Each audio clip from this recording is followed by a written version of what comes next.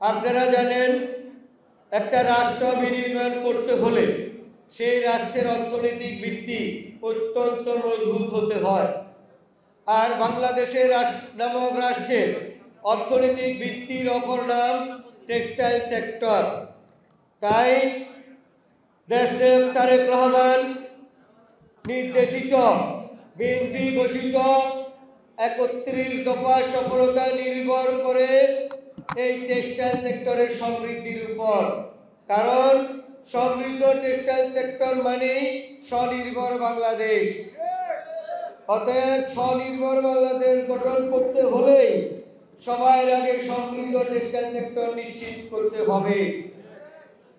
তাই বন্ধুগণ, এই ৩১ দফা সবার আগে এই টেক্সটাইল সেক্টরে বাস্তবায়ন করতে হবে।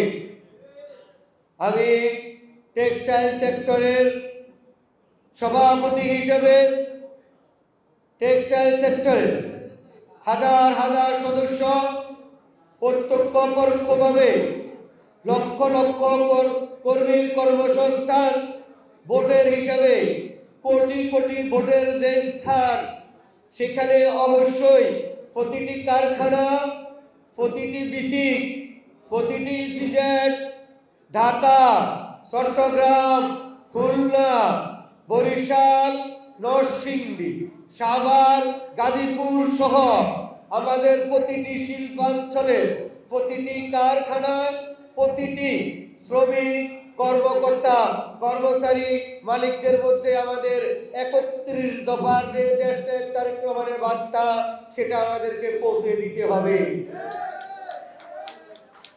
যেটা এর উদ্যোগে ৩১ দফার উপরে যে ধারাবাহিক কর্মসূচি, আজকের যে আনুষ্ঠানিক উদ্বোধন, সে উদ্বোধনের পরবর্তী সময় থেকে আমরা প্রতিটি ক্ষেত্রে আমরা সশরীরে গিয়ে আমরা ইউনিট করে কেন্দ্র ঘোষিত, যেটা কেন্দ্র কমিটি ঘোষিত ইউনিট যে সমস্ত দায়িত্ব দিবেন, আপনারা স্ব ইউনিট নিয়ে সেই দায়িত্ব পালন করে ৩১ দফার সফল বাস্তবায়ন করবেন, এই উদাত্ত আহ্বান রইল।